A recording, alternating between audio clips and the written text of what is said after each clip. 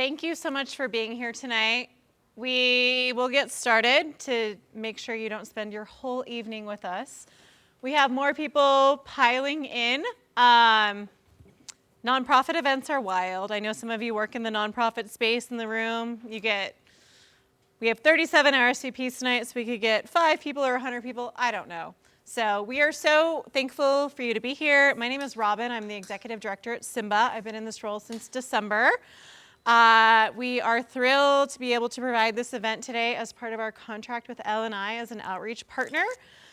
When you leave today, you'll have the tools for a safety plan and a mandatory accident prevention plan, which admittedly, when we became an REI or L&I partner, not REI partner, I am an REI member, L&I partner, I didn't know we had to have one, that every single business in the state of Washington has to have one. So we will also be updating our accident prevention plan tonight as well. There'll be Simba staff running around. We are being recorded tonight. So before you ask a question, just raise your hand and a staff member will come to you with a microphone. So we can get that for the video. You don't have to be on the video. They usually just focus on the speakers and the presentation. But we want to be able to run this again for folks who couldn't attend and provide additional resources. And while we're speaking of resources, I just want to highlight some of the things that are here. First and foremost, please take snacks. We always bring independent and locally owned snacks because that is our focus at Simba to all of our events. So our goodies are from Lilac Bakery tonight. Please take some home. We have foil for the end of the night. We will make you take them. Our staff is small and we don't want to physically grow if we can help it. We also have ice cold waters, bubbly waters, fill in the blank over there.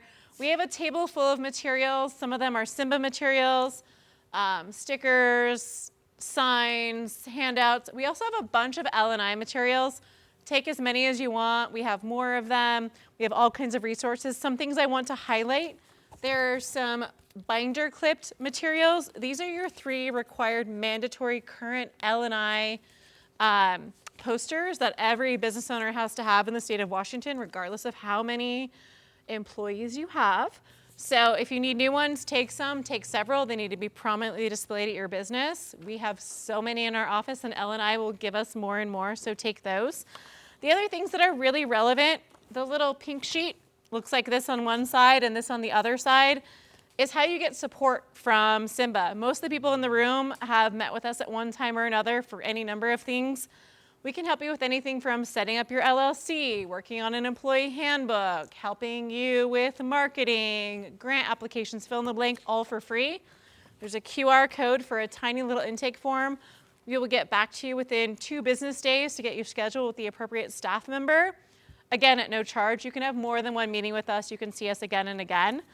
There is a big blue, teal, green, not good with colors, handout about Live Local. Live Local is our independent and local directory for Eastern Washington. It is no charge for business owners to advertise their business, their goods, their services, custom deals on our directory.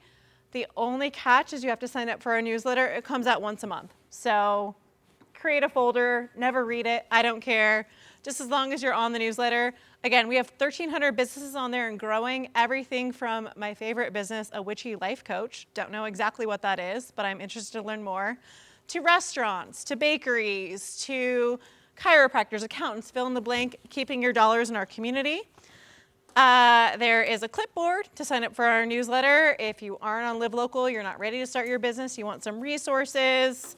It's called Roar because we're really leaning into Simba and cat themes. And then finally, I'll put these back on the table, but we have a bunch more events in September. We've been calling it Simba Back to School Month for no good reason. We never should have had this many events in a month. But on the 11th, which is tomorrow, I don't have a sign for it, we are going over Live Local on Zoom. If you want to learn about the benefits of Live Local, how to maximize Live Local, how to share your events, 30 minutes, Simba Business Bite. We'll do one in October about how to file your B&O and sales tax so it's not so overwhelming. On September 12th, we have a lunch and learn with Ben Vecti, who is the chair of the Washington Cares Fund, so of the Department of DSHS for the state of Washington. Washington Cares Act is the mandatory for employees long-term care insurance. So to find out about it, and as small business owners, which all of you are or want to be, there's also information about how you can buy into the long-term care insurance and the benefits available for you. Destel Heggie is buying lunch for everyone for that, so definitely RSVP for that. Next week, we're going to talk about wage and hour law for small businesses, everything you need to know about employee handbooks, overtime, tracking safe and sick leave, all these things in Washington that you want to know. That is next week. And then the last event for the month is OMWBE certification, which is the Office of Minority Women Business Enterprises, or Minority and Women Business Enterprises. A lot of people think OMWBE is just about construction contractors. It is not. OMWBE is the group that certifies business owners to get state contracts and federal contracts. The state and the federal government don't make or do anything on their own. They hire videographers, they hire caterers, they hire janitors, they hire restaurants, they hire construction workers, janitors, fill in the blank, they hire it. So if you want to be in line to get certified at minimal to no cost to be able to bid on state contracts and get really interesting sources of revenue and guaranteed payments, highly recommend you attend this event on the 28th. Again, it's free. We're giving you lunch from Feast. So sign up in advance so we can get you there. It's going to be a great event to learn about other ways to market and engage in your business. I will highlight, we have most of the Simba staff in attendance. They're the lovely ladies walking around and handing materials out. We have a Simba board member in attendance, Jeff Ferguson. I don't know if he wants me to call him out. Jeff's our treasurer. He also runs a separate nonprofit called Elk Soup. We're so excited to have you here. We're really grateful for your engagement and support with our organization. And really, the focus of our night tonight is David Jerry, who is the Education and Outreach Supervisor at the Department of Labor and Industries, and he is our go-to for developing an accident prevention program, safety committees, and all of the above. And David and I talked about in advance, if you would like to ask a question anytime, just raise your hand anytime, and we'll go from here. So thank you so much for being here. Okay, good. Like she said, ask questions as we go. I'm here for you tonight, so I'm going to try to help you as much as I can. But if you get out of here and you can't remember, or you forgot to ask a question, or you want a little clarity on something, my contact information is right there. Email is probably the best way to get me, but the cell phone will also work. So feel free to reach out. Happy to answer questions. That's what they pay me to do. So I'm here to help you. I'm not, also, just so you know, I'm not a part of the compliance arm of the organization. So I don't refer people or kind of get you in trouble with the people that show up and start writing tickets and things, right? So I'm here to help you get to where you need to be so they don't have to show up, is kind of the theory there. So what my team does is we do all the digital education and content within DOSH, right? So if you go to the DOSH website and you look up a sample training program, that was something my team put together and put out there for resources. So I have links to a lot of those resources in the presentation. I'll share that at the, through an email at the end, so you'll have access to all that, all the sample programs and sample trainings and all that stuff, okay? First day with a new clicker. Like she said, my name's Dave Jerry. I'll give you a little introduction about myself. I have been with DOSH for a whopping 5 months now. We just recently moved to Spokane from near Denver, Colorado, from Golden, actually. We lived up at about 9,300 feet. My wife and daughter, who are pictured, oh, wait a minute, wrong, there. Up there. That's my wife Julie and my daughter Cassidy. Me, that's us at Glacier last summer. And then we got the 2 hounds. Mojo, who is 100% powder hound. He loves the snow. He also loves sprinklers. And then Milo, the big guy, that's mostly what he does. He just sits and looks, but when he barks, people take notice. He is 50% Great Dane and 25% Great Pyrenees, so he's like having a house cow. He really takes over a space. But super sweet dog. And then, one of my passions outside of being a safety nerd is live music. So Red Rocks was kind of home for me. I loved it there, and got there as often as I could. But professionally, I have been a safety and health person for the past 25 years. I have a master's in environmental health and safety management. I hold a CSP, which is certified safety professional. And most of my career has been developing the things to be compliant, right? And so this gave me an opportunity to kind of step outside of like working in business and then being part of an education arm to help people do what I've been doing for the last 25 years. So this is exciting for me, having this opportunity, and looking forward to it. So I keep going the wrong direction. All right.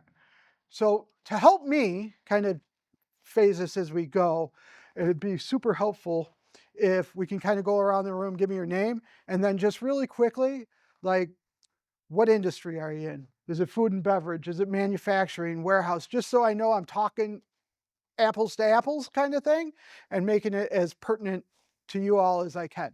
Does that make sound good? And then lastly, how do you define safety?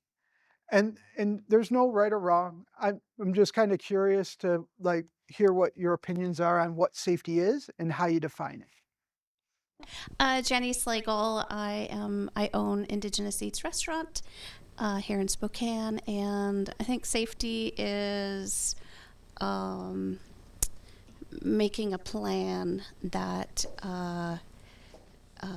can provide some prevention. I'm Carolyn Slagle. I work at Indigenous Eats. Safety in my head would be having everyone be healthy and take precaution where needed. So Anna and Ari, food, manufacturing, and safety is preventing bad stuff from happening.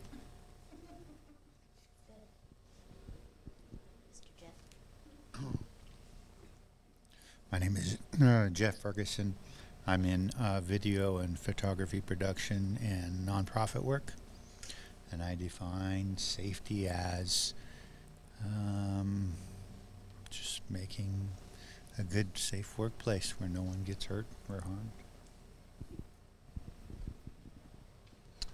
Kwasi and Terry Buffington, the Terry Buffington Foundation. We are a social justice / arts and culture organization. Safety is kind of what you've learned from your other employment history and other courses that you've had. You kind of combine that with the modern, with the latest in safety awareness. Hello, Emmy Hughes, food and beverage. To me, safety would be just accident prevention and everybody not getting hurt. Adam Thomas. I also work at Indigenous Eats. I guess safety would be preventing injury or death from happening. That's the goal. Courtney Ramirez, and I'm food and beverage at Indigenous Eats. And safety to me is making sure the work area and business is safe from harm.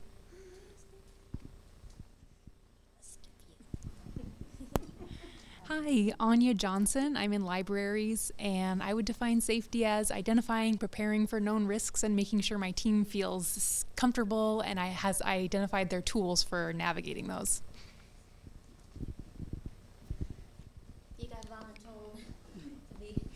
Kaipul.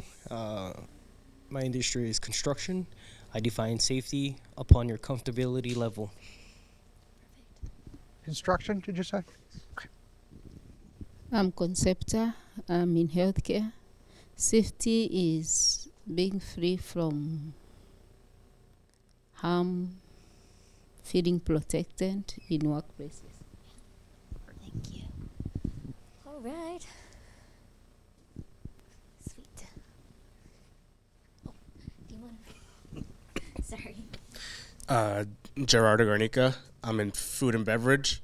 What defines safety is probably complying with all food regulation and preventing accidents. Thank you. Awesome. So I heard a few different things. One, there's a lot of food and beverage people here, which that'll help me kind of target it, but I can cover all the other areas as well too. In my career, I've owned a restaurant and um, worked in manufacturing and in for the city of Aurora, and then I had several libraries under me. So I feel pretty confident I can help you guys out, y'all. Safety for me, my definition is the presence of defenses, right? So the way I like to think about safety is you have all these hazards out there, and then you create defenses to those hazards so that I can make a mistake as a person and then not end up with an owie, right? To kind of knock it down into really simple terms. One example of that most people kind of can think about is on the road. You know, when you fall asleep and you kind of start veering to the right and you hit those little strips on the side of the road. In the South, they call them whoopie bars, that wake you up before you actually go into the next lane or hit the guardrail. That's a safety device, right? And that creates the ability for you to understand you're kind of going outside the parameters of what's normal and making corrections or protecting you from hitting the wall, right? And then everything in your car also helps with all that. So that's kind of safety for me. There's a lot of that goes into it, and we'll cover a lot of that. But ultimately, we're intending to prevent people from getting hurt at work, right? So I keep hitting the wrong button. I'll get used to it at some point. What we're going to cover today is we're going to discuss the required elements of an APP, evaluate some of the predictable hazards within your workplace, right? Determine what topics are needed to be included in your APP, and then explore some additional resources available to you on our website. And then we can have some time just kind of working on creating your program specifically. Okay? I'll eventually get used to this, I'm sorry. To assist you we're gonna help you kind of develop and implement a written accident prevention program. The good thing about that is the APP can be an outline, right? It doesn't have to be super wordy. It's really a tool for you and your employees to use so that you're communicating the risks and hazards within your workplace as well as the controls so that your employees are aware and know the safe process, right? Is ultimately where we're headed.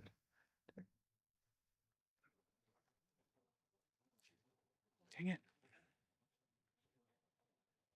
Okay, so why do you need an APP? It's going to help you prevent employee injuries, right? It's going to help you find the hazards before they actually cause an accident, right? And that's kind of a big piece of APP is kind of hazard identification and correction, all right? And then it's going to help you deal with accidents before they occur, right? Or after they occur. So once you've had an accident, what's your process for reporting the incident? How do you follow up? How do you take corrective action so that type of incident doesn't happen again in the future? All those type things. I come from a world where we don't talk about accidents, we could talk about incidents, right? So you'll hear me use those two words. I'll use them interchangeably. I do that for a specific reason because accidents imply that there's no ownership, right? And it happened because it happened dumb luck, for example. I'm in the world of engineering against dumb luck.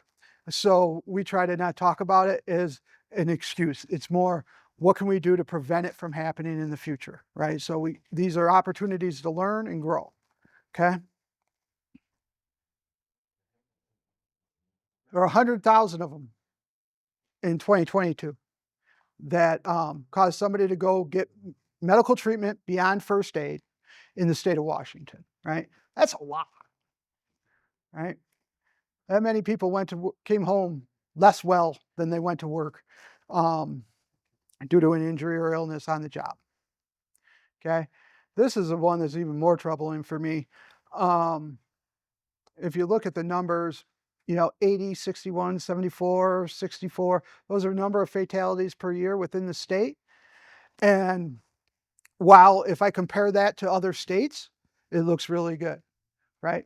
If I look at that number whether it's 80 or 61, that many people didn't go home to their families at the end of the night or at the end of their day, right? And that to me is kind of the biggest tragedy and why I got into this business in the first place.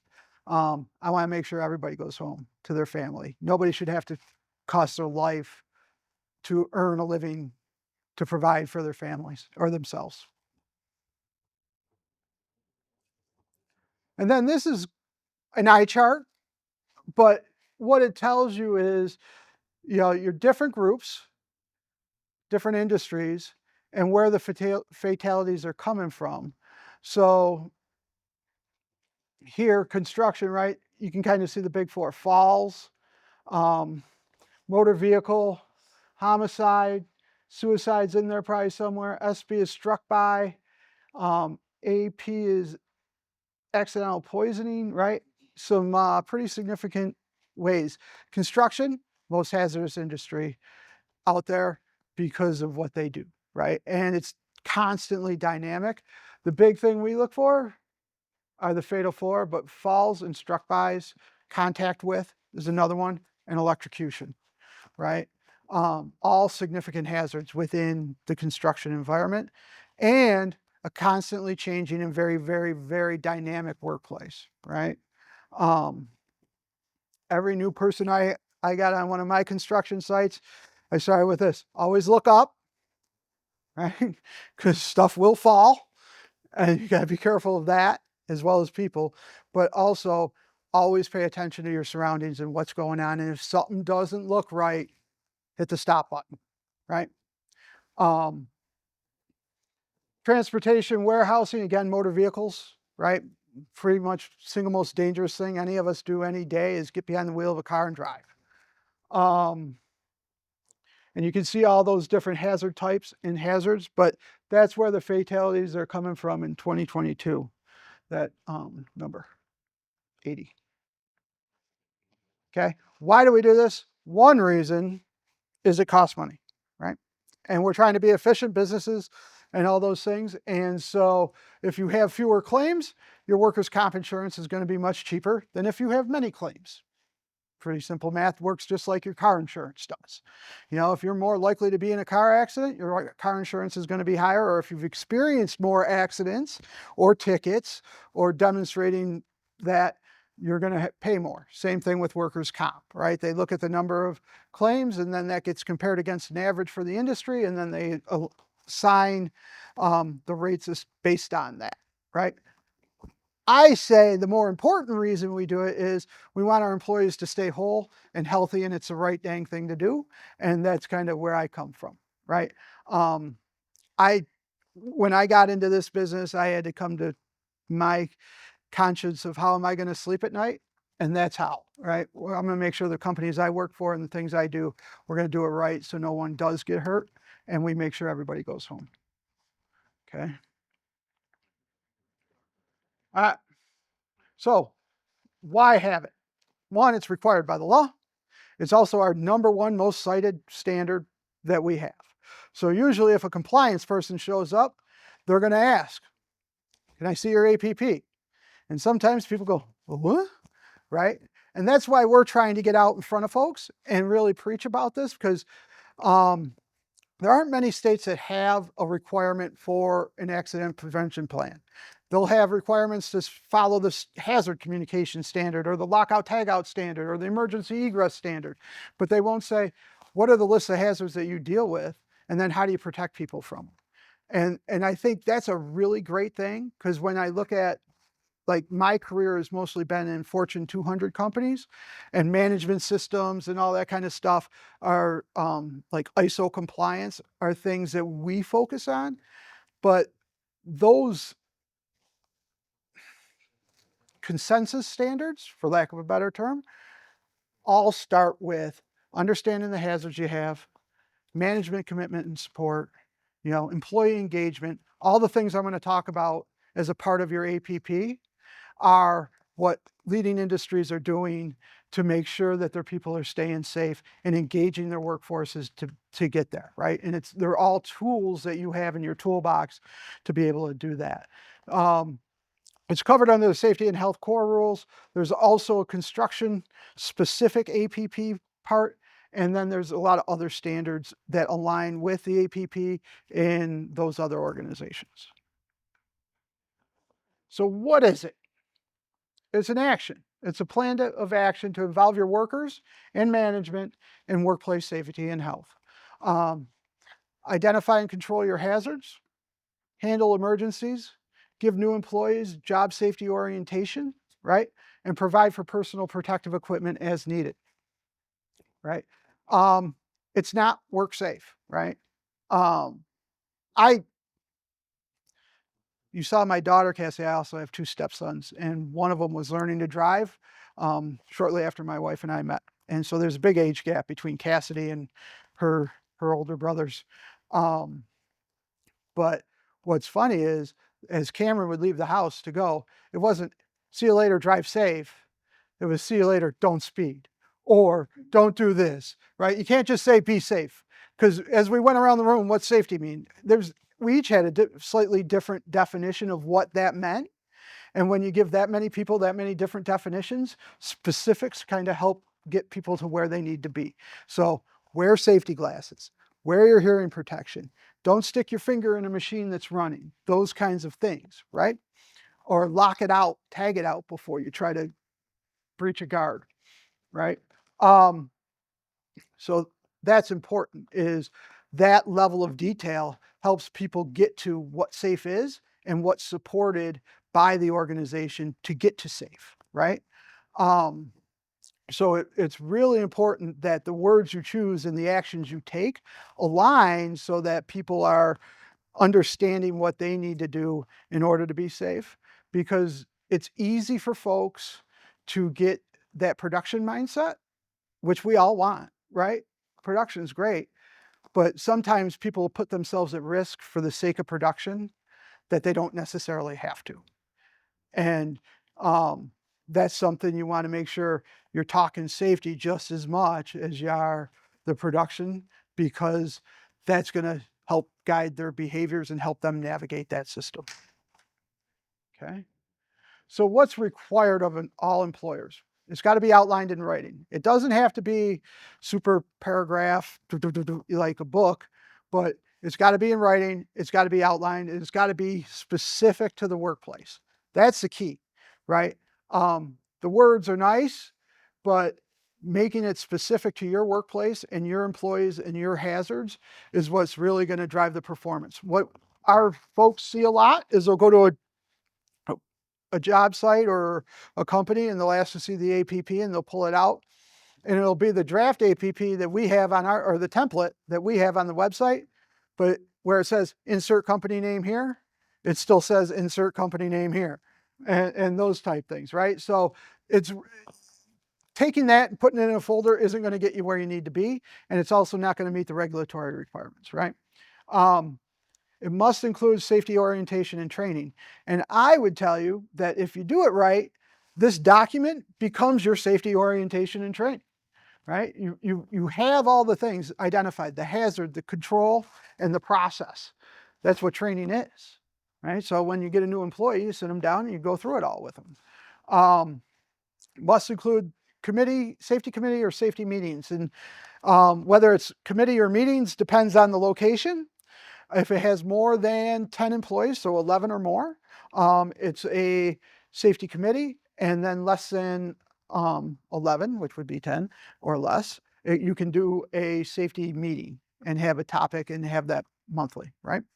And we'll cover that more detail as we go. And then you must develop, supervise, and enforce a safety training program and make sure your APP is effective in practice. So what's that mean, right? For me, effective in practice is really about, is it working, right? Are we getting the returns out of our APP that we thought we would? One way I used to do that is every year come like November or October, I would sit down and look at my APP and look at my injuries. And are the trends aligning, right? Do we have the right hazards captured? Is it worth changing? What are we going to do next year to help prevent sprains and strains, for example? Or lockout tagout violations or other hazards associated with it, not wearing my fall protection, cut-proof gloves, things like that. And then I would go back and edit my documents to make sure I have the hazards captured that we're experiencing in our workplace to help prevent them from happening in the future. And also look at things like inspections that we do or hazard reports from employees are great ways to kind of get insight into are your systems being effective, and are you identifying and correcting those hazards before people get hurt? So construction, back there, there's some specific things for construction that you have to do. So supervise and enforce an effective program, right? All this stuff is great if you follow it. If it just sits in a binder on a desk and collects dust, it doesn't help anybody, right? So a lot of that is intention. And you get to intention because people do what's important to their boss, right? So if it's important to my boss, I do it. And likewise, in my career, all the way from one company to another, it's been, if my boss is asking me to get something done, I'm going to do it. And if they're making sure that you do it safely, you'll do it safely. It's outlined in writing. Same thing with everybody else, right? Employee safety orientation is key in construction, okay? A lot of times you'll get people out on a job site and maybe they don't have a ton of experience, right? Maybe this is their first job outside of a restaurant or working in retail, right? Now, the hazard set between a retail store and a construction site are two totally different things, right? So you want to make sure they're aware of the hazards, the things they're going through, right? You have weekly leader and crew safety talks. I used to do them daily on a construction site, not because the regulation said so, but because things change so frequently, weekly wasn't enough to cover, right? And so a lot of times if we're doing something that's kind of run-of-the-mill normal work we do all the time, we'd have a quick talk about it, turn them loose. But if we had something come up that we knew our people hadn't done in a while, or there were some additional hazards or something like that, we'd sit down, outline it, talk about the safe way to do it, and then proceed, right? And then document all that, right? Because ultimately when the compliance person shows up, you can tell them all you want, but what they're going to want to see is a piece of paper that says you did it, right? So a sign-in sheet, or an outline of what was covered in your safety meeting, or what the safety committee talks about every month, those kind of things. What are the topics? What hazards have come up? When were they corrected? How long did it take to get them corrected? Why did it take so long or so little, right? Another thing that's required is weekly walk-around safety inspections. That's a great tool, not to find blame or shame, but to identify where there's gaps in your system and make corrections, right? Agriculture. Do we have anybody in ag? I'm going to go, don't cover it, or should I go through it? Okay, I can cover it. That way if somebody videos it. Very similar, right? Outlined in writing again, tailored to the needs of the hazards, right? So talking about fall protection in ag is a little different than talking about fall protection in construction, but people are on ladders all the time in ag, right? They're on and off of equipment that stands higher than 6 feet, things like that. Again, safety orientation is important. Walk around safety inspections are also critical. And then form and crew safety meetings. Pretty similar, right? I think this is the third time now I've said it, but it can be an outline, right? We mentioned that enough because I don't want to people spending a lot of time writing a lot of kind of fluffy words when you can get it by bullets and then use it. What's more important is that you're using, right? Cover all the regular and predictable hazards of your work site. How do you get those? How do you understand what the hazards are of your work site?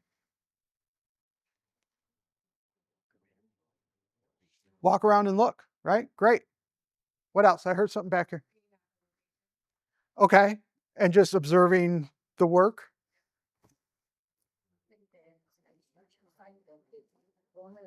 Would already be aware of these issues? Sometimes yes. Sometimes the hazards are, you're aware of, like the common hazards, right? Sometimes it's not as obvious. I'll put it that way. What else? Talk. Awesome. Incident reports or your OSHA 300 log are great ways to kind of look at where the incidents have happened and what's gone on. Another one that I would recommend is talk to your people, right? They're the best source of information you can have. They're your process experts. They live it every day.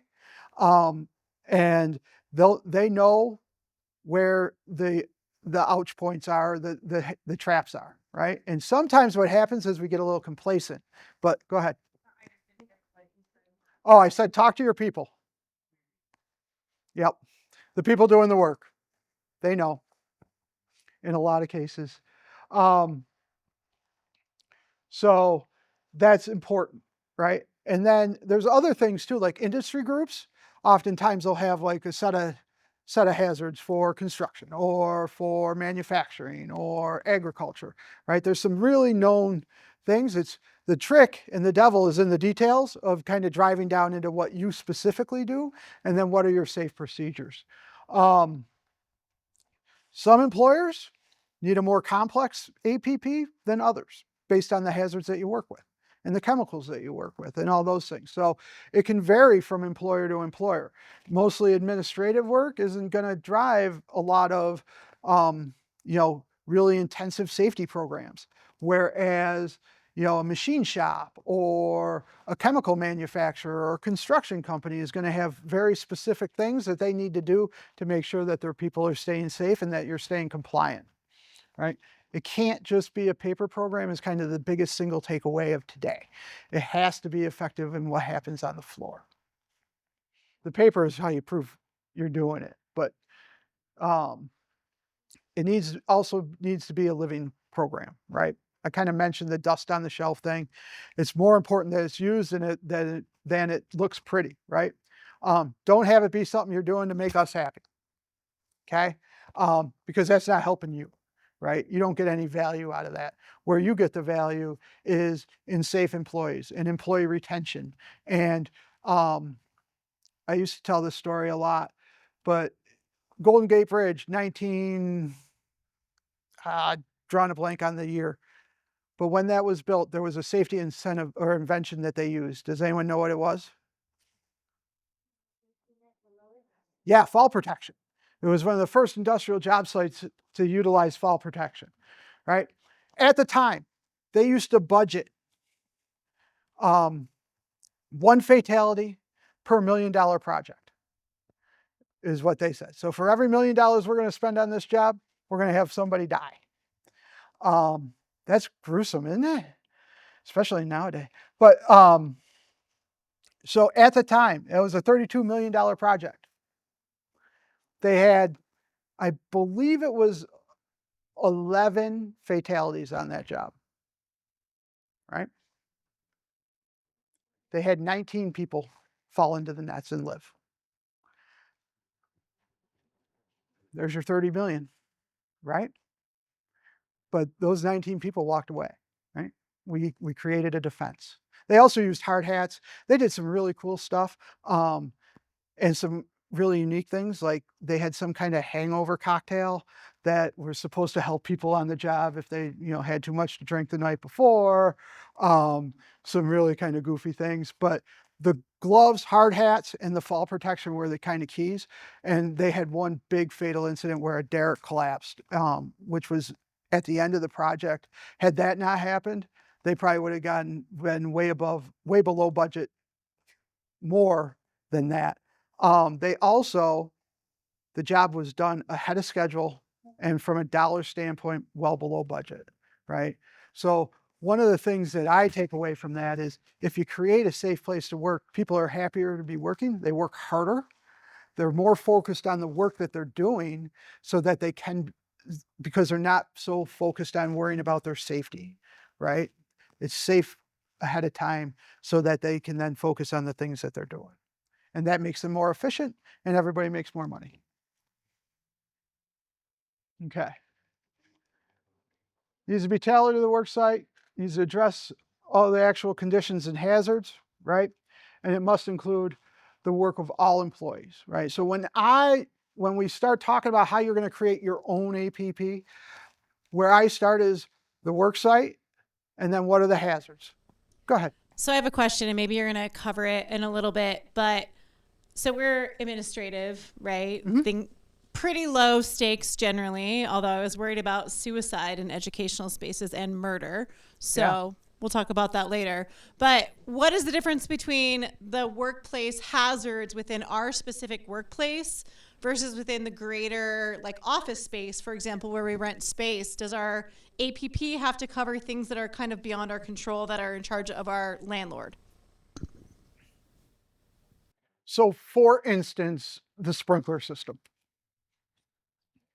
What I would say is I want to make sure that it's working. They should have sign-offs on the tags and those type things. I always like to put an eye on that. For example, several years ago, before COVID, my wife and I and family went to Vegas. And I'm that nerd, right? I'm like, what happens if the building catches on fire? So I'll walk the stairway. So I walk all the way down, and security meets me at one of the exit doors as I'm walking, because they're like, what are you doing? I'm like, I'm just making sure I know where this goes. So if there's a fire, I can get out of the building, and I drag my wife and kid with me. But they're like, you're the first person we've had do something like that. That's why we're here, making sure you're not up to something nefarious. And I'm like, no, I'm honestly just trying to make sure I got a way out. And so for you in your business, you have an agreement with your landlord, and they're agreeing to provide the things that are there, but it never hurts to put an eyeball on it just to make sure that it's the right thing to do. And ultimately, you're responsible for your employees. So that's that next piece is, trust but verify is what I would say, and then in your plan, document it. It's like, we don't do fire extinguisher inspections. That's a part of the landlord agreement. We don't, the egress emergency lights are checked by XYZ, but it's part of our landlord agreement with them. That's a good way to document that. That way, if somebody does ever ask, they can look and say, oh yeah, look, you thought about it, you covered it, you got it managed, and you're following up. Any other questions so far? All right, cool.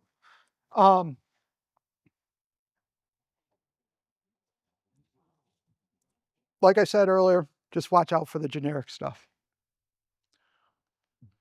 All right, employee safety orientations, you saw where it's required. You really want to talk about your safety program and what's required, right? What are the hazards? What are the watch-outs? Where do you require PPE to be used? What PPE do you require to be used? What happens if there's a fire in the building? Where do I go, right? All those things are kind of elements of programs that you'll want to make sure you're teaching your employees when they come on site to work, and they understand how to handle those. How do they report an accident or injury if it happens, right? What's the process for that? Where's the first aid facilities within the workplace, right? So I get a cut. What do I do? Who do I go see? Do I tell my supervisor? When should I tell them? I've always been a proponent of tell me immediately. And that way, one, we don't have the hazard hanging out there for somebody else to get cut on.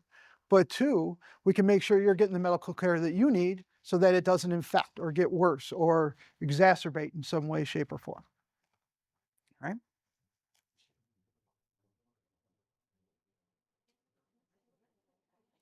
You also want to include in your orientation, how do I report a safety hazard, right? What if I see something that's unsafe? What should I do? So detail that information, right? A lot of times it's notify your foreman or your supervisor or whomever on site that handles that. Generally, it's a supervisor. Using care of PPE, right? What personal protective equipment do we require them to use? Do they know how to inspect it before they use it? Do they know how to wear it properly? Do they know what hazard it protects against? Are all key things, right? What do I do in an emergency, whether it's a fire, a medical emergency, a chemical spill, all those things, right? How to identify hazardous chemicals and what to do if you're exposed to them, right? So cleaning agents, right? What do? How do you find that information out? Where do you look? Where do you look? The label's a great place to start. Where else can you look? There's this thing called an SDS, Safety Data Sheet. So everybody that distributes chemicals to workplaces, as a distributor, you have to provide that SDS with the chemical, right? Or at least offer it. Not always does it show up, depending on who you buy it from, but you can always get it from the manufacturer of that chemical, like Windex. If I wanted to look up Windex, I could go to Windex's website and pull down an SDS. There's a billion other resources. But that is a 16-section document that details everything from where it's made, who makes it, to what are the fire prevention PPE recommendations, what are the hazardous chemicals within the substance itself, how to safely handle and use, what's it compatible and incompatible with. All that information is within the SDS, okay? And so if you use it in a way that's beyond how I would use it at home, right? So like Windex. My wife might argue with you on this, but I maybe use Windex once every week, right, to clean a few windows in the house. Now, if I'm using Windex 5 days a week, 8 hours a day, that's different than how I use it at home, right? So then under the standard, you would be required to have an SDS for that chemical, and you got to train the employee on the hazards associated with that chemical. Hazard communication is the name of that standard, okay? But where was I going with this? It's once you've crossed that kind of threshold, right? You're using it more frequently, you're using it a lot more, or those type things, then you want to make sure they're aware. And that way, if they get something in their eye, they know what to do immediately so that we can minimize the injury. Do we have eye wash stations or eye wash facilities around so that they can wash out their eye? Things like that. And then the more hazardous the chemical, the more controls that get put in place, right? But those are all good things. For safe, I'm probably hitting buttons here.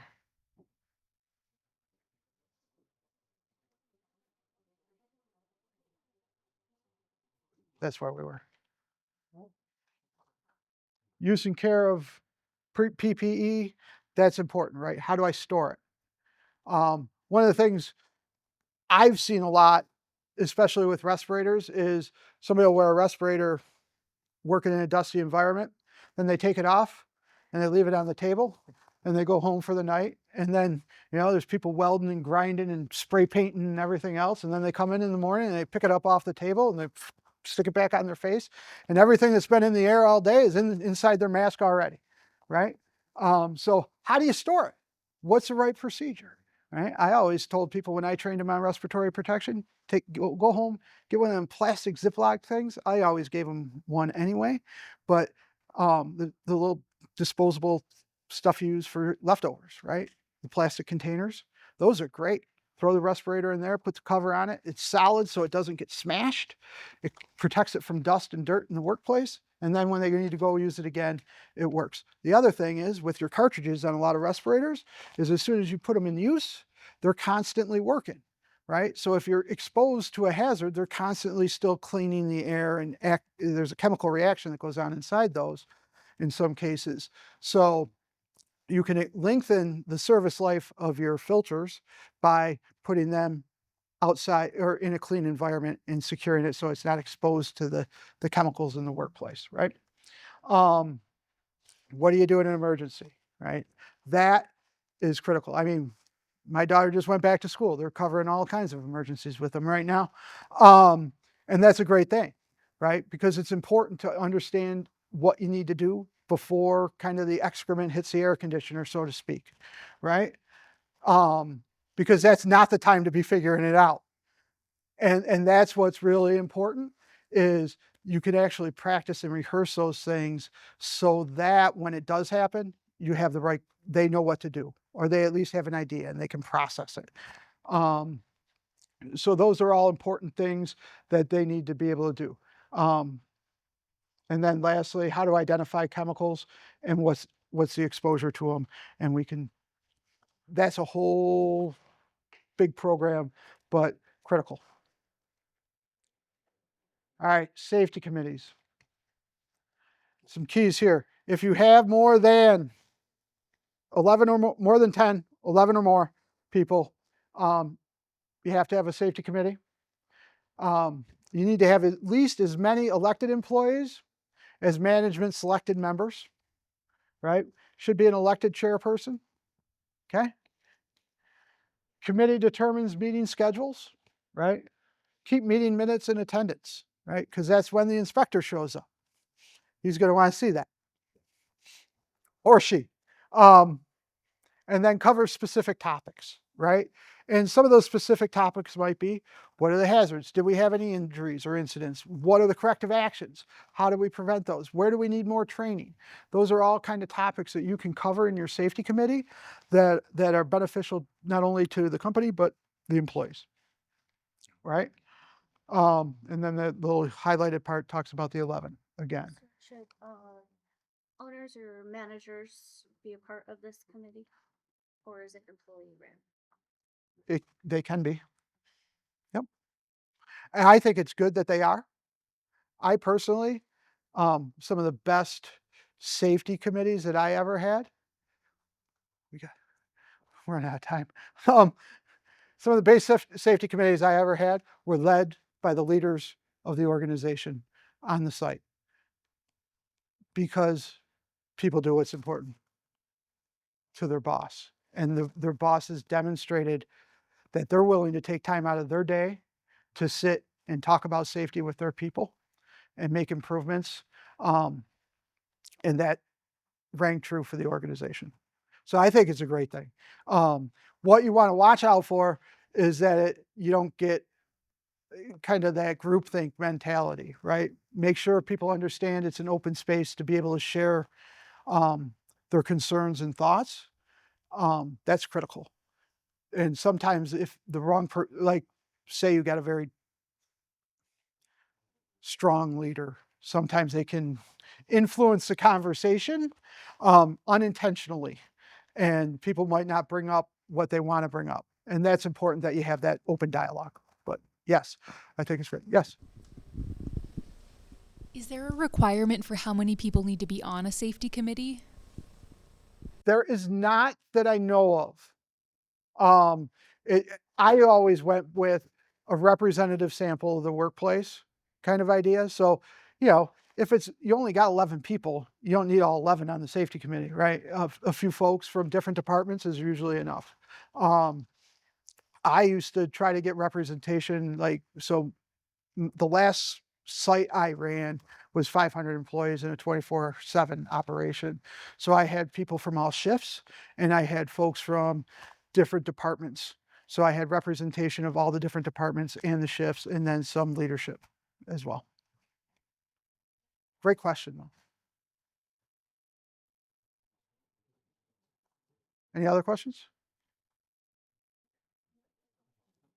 So safety meetings, 10 or less employees, meet monthly, cover a set agenda, and then document attendance, and you can kind of mix up some of the topics. Go ahead. What if there's only one employee? It's a thing for a lot of small businesses. I don't, that's really not a meeting. It's right. Like meditation, It's right? talking to yourself. That's a great question. And I don't have a formal answer. I know L&I still want you to have an APP even with one employee. So absolutely. The APP is probably key. And if it's only one employee, I think it's, did you do a walk around or attend some kind of training, or is there something specific you can do? Maybe that's the answer. I don't know that having a documented safety meeting really makes any sense at all for one employee, but I'll get a formal answer on that. Okay. Can you just jot that down? Because awesome. Yeah, that'd be great, because I'll forget it, before I get home. But that's a great question, because I haven't even thought of that. specific topics. Sometimes, like when I did safety meetings, we'd have a topic of the month. Like this month we're going to talk about HAZCOM. This month we're going to talk about emergency response, or this month we're going to talk about medical emergencies, or how to report an incident. All those things, right? So construction crew, again, that that leader safety meeting requirement. You do it at the start of the job. You have one every week, as needed when the change in the conditions or the hazards, right? And a lot of times in construction, what we would do is that was the big driver, was that as needed when the conditions or hazards change. Like when we went from kind of core drilling concrete to hanging drywall, those are two totally different hazard sets, and we would address them differently. And then again, you document your attendance and the topics. Agriculture kind of stays the same, right? Foreman crew safety meetings must be held.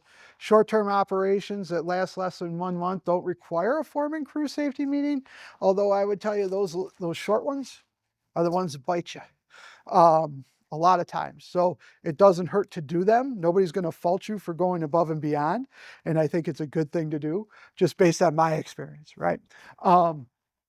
But it's not a part of the legal requirement. And then keep copies of the crew meetings at a location for 1 year, so that if somebody does come and ask to see them, you can provide them.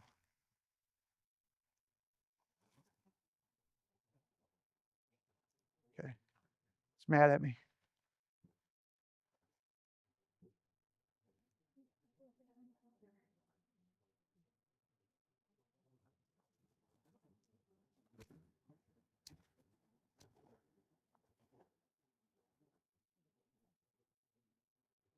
I got a laser, I got a pointer.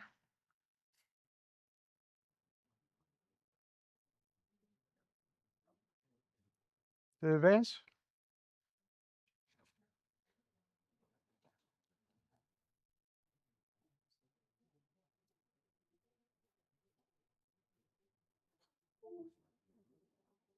I like this one. When is an APP effective in practice? When it works. That's like my brother-in-law asked me a question like, how do you know when you got to stop cooking? When it's done. I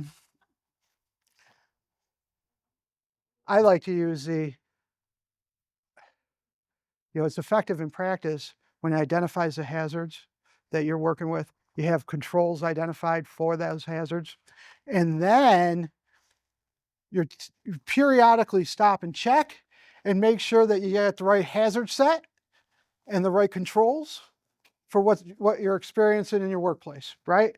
So it's more, is it a living document that we're following, or is it not? And then are we seeing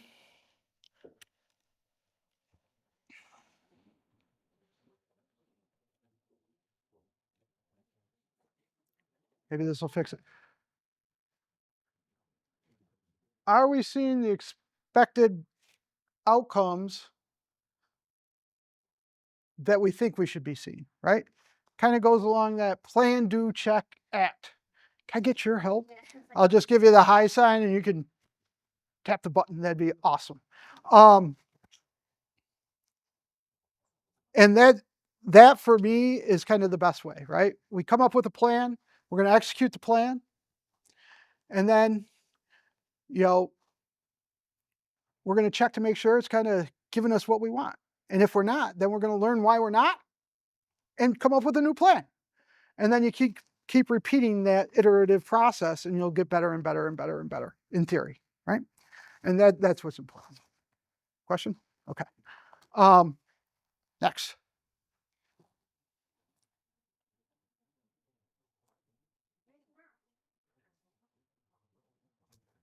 Just hit.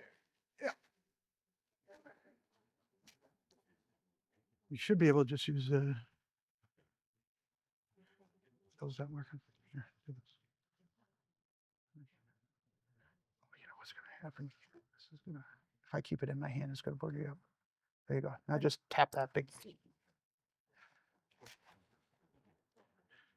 Some ways to make it, right? Determine why they happen, right? Do a hazard evaluation. Establish safety goals are awesome, right? Management commitment. right? One of the things I used to like to see is we not only establish goals, but we establish like key metrics around safety performance that we looked at on our site. So, I tried to stay away from don't get hurt metrics, right? Those stink because nobody plans on getting hurt. Getting hurts and it's bad and it's no fun and nobody wants to do it. What I like to focus on are we actively seeking out and identifying and correcting hazards? Do we attend our safety training as we say we're gonna? Are we conducting our safety inspections to verify that? Are we doing our PPE inspections prior to use? All those types of things, right? And then track those goals because those tell you a lot more of where you need to apply additional resources to make sure that you're getting the safety rewards that you want, right? Train your employee on the hazards and the safe process. Effectively and consistently enforce safety rules, okay?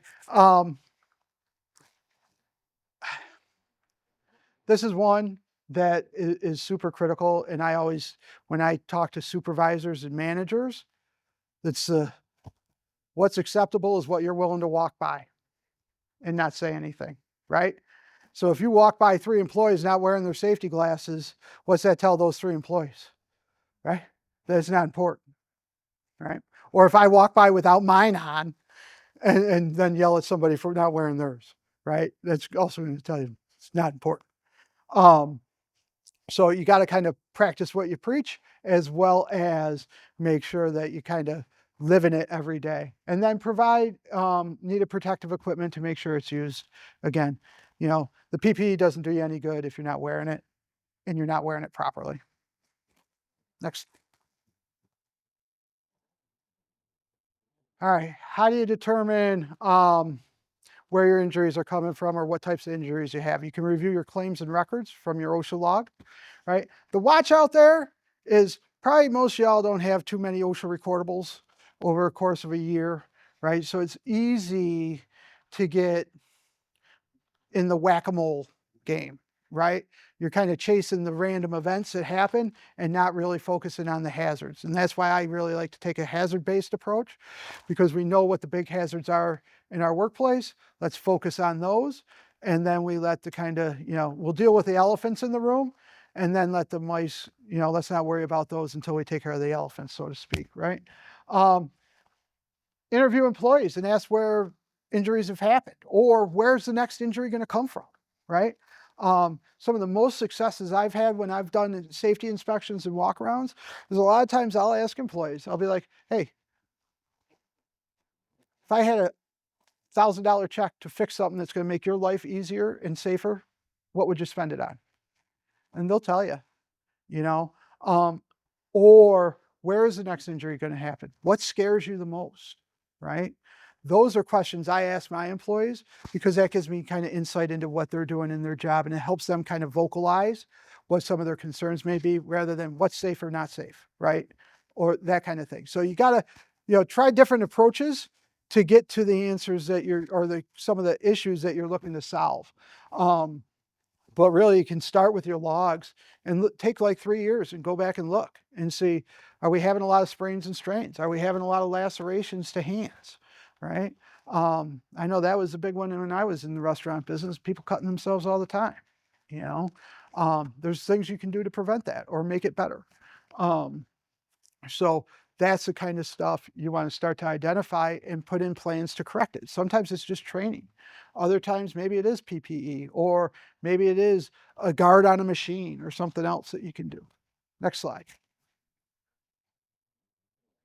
Another thing to look at are near misses, right? I always call them near hits. That's the accident that almost happened, but didn't. I see them as freebies, right? So I have an opportunity to investigate it just like an accident happened and understand all the things that laid up and brought you there without actually having to go into that level of detail. Next slide. This is a key one. Safety hazard evaluation, JHA. And this is where I really start to build my process when I look at a APP, right? So I take the list of inventory of the jobs my people do. And then, do we have a JHA for them? And say, I don't. Then we go out and we do one. And I grab the employees that work that line or whatever it is. And we'll sit down and we'll watch the steps they take. What are the hazards with each step? And then what's the control or the defense? And you document it. And that then becomes an SOP with safety information built right in so that you can train them, right? So, for example, librarians. We used to do a bookmobile. And one of the areas where we recognized an issue was loading and unloading the bookmobile. Was a lot of bending and twisting and with books and loads and all that kind of stuff. So we went through and we talked about, okay, we're going to change the size of the bins so that they're a little bit smaller, easier to grab. And that's one control. Don't overfill them so that they stay below 25 pounds, things like that, right? But unless you kind of sit down and go through it methodically, you may not identify that, right? And that's what the JHA does. It kind of really forces you to look at your inventory of jobs, and then what's a safe way to do that job. And then now you got a training tool and an inventory of all your work that you do and how you do it safely. That way, when the inspector shows up, you can also show all these people have been trained on how to do this safely, right? And all those things. Not that it's going to prevent all injuries, but what it does is it kind of gives you that baseline of what you need to protect against. Okay. Safety evaluations. There's all kinds of software and all kinds of things out there. You can find a checklist for just about anything. Can create your own. But really what I like to do when I do an inspection is I'm looking for, are we following the rules that we say we're following, right? Are people wearing their PPE? Are we working safely? Is there no horseplay? Housekeeping is probably the number one biggest indicator I've seen in my career as where a hazard's going to exist, right? So if I find a mess, I dive in because that shows me that the process is out of control and that's the precursor to the injury happening, right? So where there's a mess or chaos is usually where there's a lot of accidents or potential for injuries. That's what things I look for when I'm out on an inspection. I can't say that's the case for our inspectors. I don't know how we train them, but as my experience in industry, that's always the first thing if I saw a messy work area, that's right where I dive in, right? And also the most frequent injuries, slip, trips, and falls, sprains and strains, those are all kind of endemic and messes are contributing factors to those injury types, right? Next. Hazard identification.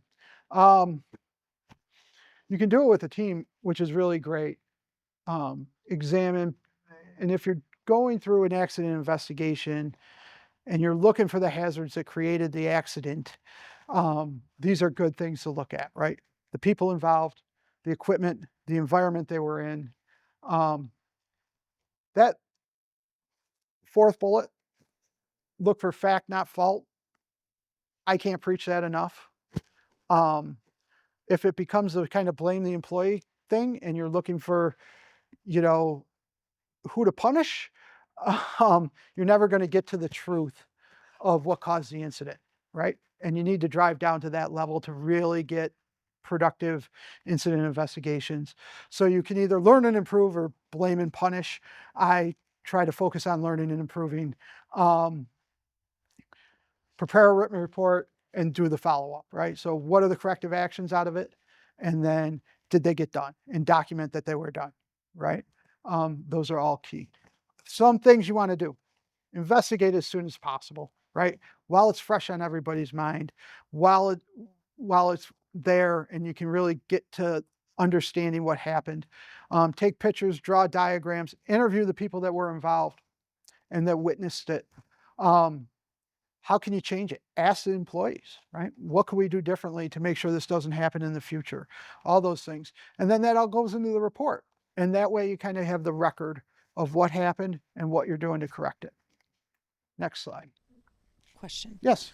How minor of an incident do you need to investigate? So what if I get a paper cut filing papers versus slice my finger off in an industrial accident? Where's the line on that? Some of that's managerial decision. I personally, I'll even investigate things where I almost got the paper cut, but I didn't, right? But it's a level of detail and it's resource specific, right? And so sometimes, to not be the laughing stock, you might choose to not investigate the almost cut my paper finger thing, but the paper cut, usually it's just let me know what happened. And then that way, if it does get infected and whatever, it saves having to ask a lot of questions that maybe we wouldn't need to ask, right? Because then it's like, did it really happen here? And all those things if they didn't report it. So I encourage reporting everything because it's great information to have that you have. Now, the level of detail you go through for that versus an amputation, two totally different things, right? Other questions? Great. Next slide. What do you need to support your APP? Time, safety equipment, and incentives. Incentives or not, incentives don't get hurt incentives, right? I like to see the focus on incentives being, maybe who identified the best hazard for a month, or who did all their inspections in a month, or those kinds of things that are proactive, who attended all their training in a month.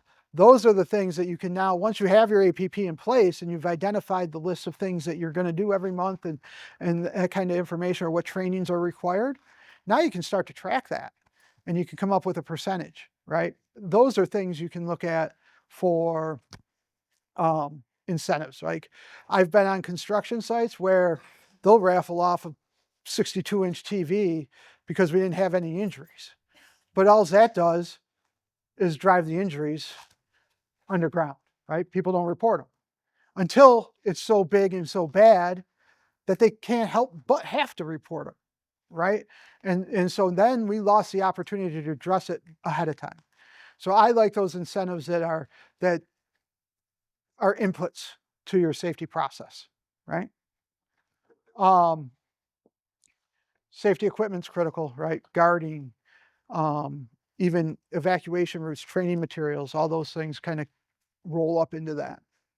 Next slide. I think we're getting to the end of the slides. The role of your supervisors and line managers, foremen's critical, right? I like in the job description to actually spell out what the safety expectations are for that role, because that's your employee's contact person for a safe workplace, and it gives them explicit authority and accountability for managing the safety of their people, right? And that's where it happens. As a safety professional, I can tell people all day long, you should do this. But if their supervisor's telling them to do this and take that shortcut, or, oh, that's okay, you don't have to listen to that guy, they're going to do that what their boss says, not what I just told them. So that's why it's important that that's where safety lives, is with the supervisor. Hold them accountable, have the right measures, and make sure they're doing it. Next slide. They need to be examples, right? They need to follow the rules, identify hazards, monitor their workers, make sure they're following the rules, and then participate in the problem solving of the incidents. Next. Get your employees' input. That's the biggest thing, right? Safety committees, consider using a report form. I had a couple. We started with paper, built a paper process, and then we went electronic, but we had a hazard reporting form that any employee could get to. They could scan a 3D barcode, fill out a form with their cell phone and report it. And then that would go to somebody that monitored the system all the time. And then corrective action was taken, right? And I would reach out to the supervisor, whatever. It doesn't have to be that formal. You can have a paper form, take care. And really kind of just solicit information. You could have a Dropbox, right? They put a piece of paper in a box that says, hey, the exit door is locked. I can't get out of here if there was an emergency because that door is locked. Then you can take action on it, right? There is a link to an employee report form that's pretty basic and simple.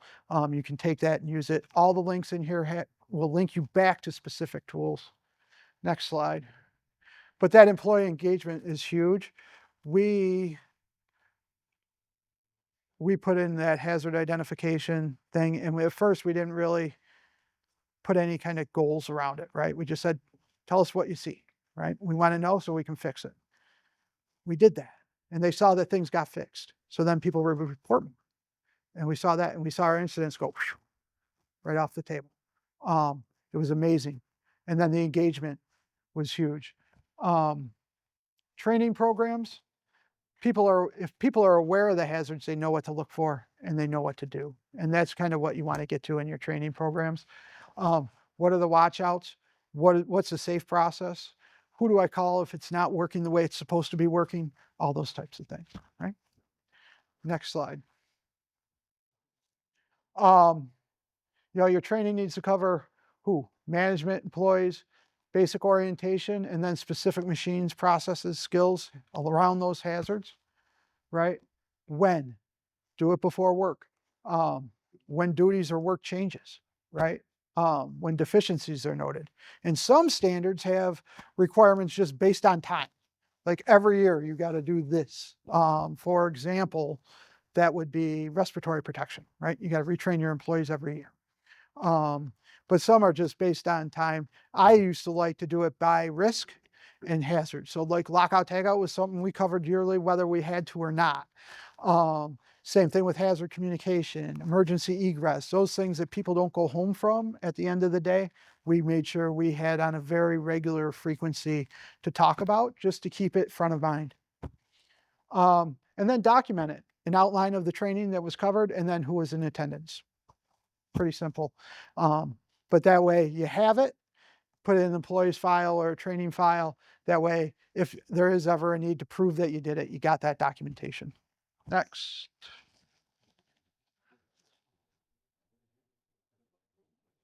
Some specific training programs, and I would encourage you to use the links here because we have sample PowerPoints and storyline presentations, oftentimes in at least English and Spanish, and we're working on other languages constantly.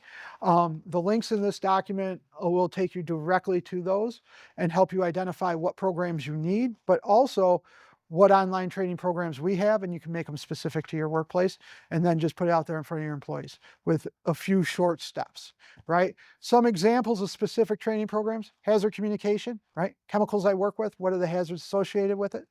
PPE, forklifts, right? That's a certification training, right? Confined work, same thing. Fall protection and construction, right? Those are all things that have very specific training requirements around them. But there's also lots of templates you can use there as a resource. Next. Safety rules, right? You have two different types, right? There's some general company ones like wear steel-toe shoes when you're on the job. There's job-specific ones like what do I do when I'm working with a grinder? What PPE do I need to wear? How do I set up the guards on them so that they're compliant and safe for me to use, right? Roofing fall protection rules, right? And how do I connect? How do I wear my harness? All those things. So having specific rules as well as some general ones are good. I try to stay as specific as possible, just personal experience and my preference. It makes it a lot clearer for folks. Next slide, please. This isn't a requirement, but it's a good thing to have if you ever need it. It's good to have your disciplinary process in writing so that you can provide it to the employees so they're aware, right? It applies to everybody. It's fair and progressive, right? And if you have it documented and you follow your procedure, nobody's going to question you, right? It's not required but highly encouraged, especially around when you get that bad apple that says, you know, you fired me because I was trying to be safe, but you wouldn't let me be safe and all those things, right? You have Well, we told you on this day you weren't wearing safety glasses. And then we told you on this day we weren't wearing safety glasses. Then we gave you 3 days off because you weren't wearing your safety glasses. And then we finally got to here. But it's documented and you followed your process. And maybe your process is 2 steps. I worked on a job site with fall protection that there was no second step. It was, we found you without your fall protection on and you're working at heights. You're not going to work here anymore because we can't afford for you to fall and get hurt. And that's critical for us. And so if you're not going to be safe, then, that zero tolerance thing. We got to watch what zero tolerance is. That means zero tolerance. So when the star performer forgets to put on their PPE and goes up on the 5th floor and is working without their fall protection on at the leading edge, then they're gone the same as the poor performer, right? That's what zero tolerance means, but that's following your process. And that's what you want to watch out for. Because if you're not following it, that's when it gets into a sticky kind of legal game. But as long as you got a documented process, the employees know what it is, you train them to it, and you adhere by it and you live by it, you're going to be fine. So I like fair and progressive enforcement is really the key there in following your process. Next, PPE. The easiest way to do that is to identify the hazards. What PPE do you need based on the hazards, right? So I got a lot of dust, eye protection. I got respiratory hazards. What are we going to do to prevent that? Is it exhaust systems? Is it respiratory protection? You base the PPE on the hazards, and your PPE is your last line of defense for the hazards, right? Why is PPE the last line of defense? 1, I got to select the right PPE. 2, I got to train employees how to do it. 3, they got to wear it. 4, they got to inspect it before they wear it. And 5, they got to know how to use it, right? Any one of those is a point of failure, right? That's going to render the PPE ineffective.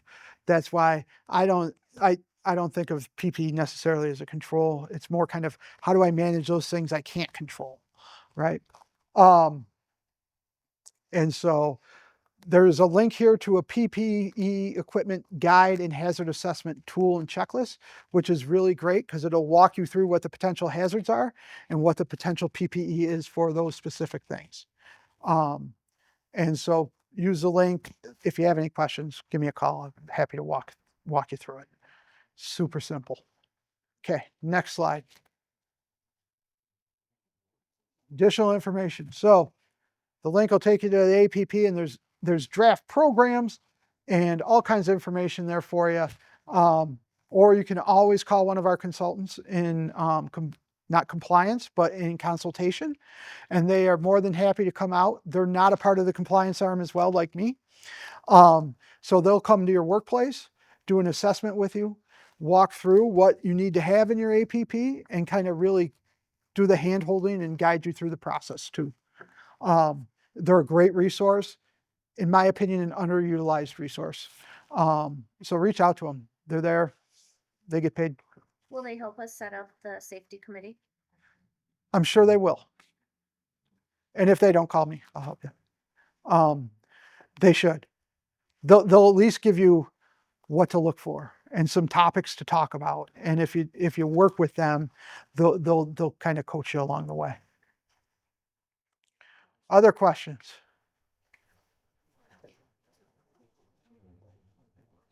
All right. Thank you so much for spending your Tuesday night with us.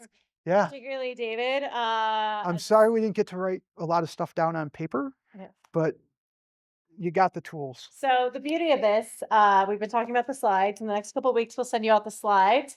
I heard one of our attendees ask about, can L&I help? We can also help. Simba is trained on this as well as part of our L&I.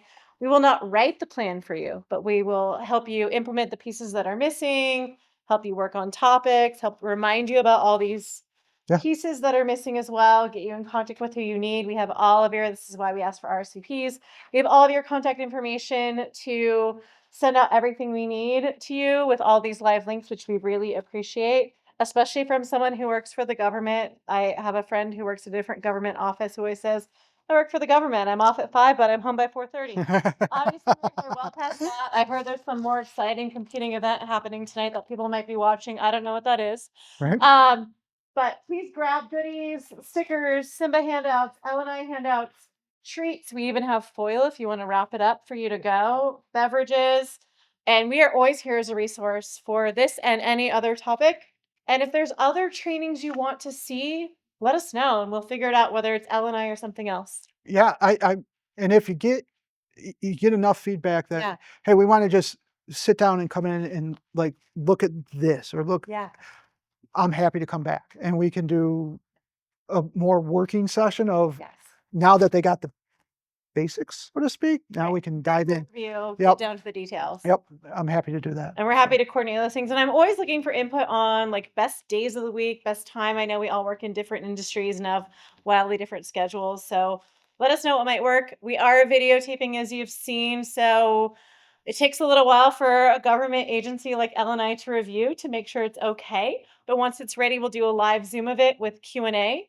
And we'll let you know when that happens. And then we'll put it on our Simba YouTube, which is full of resource videos right now that we keep adding to. So if you miss something, it's probably there. So thank you so much for your time. Let us know what you need. Thanks very Thanks. much to Oh, you're David welcome. for hanging out with us and putting together this presentation. Thank you.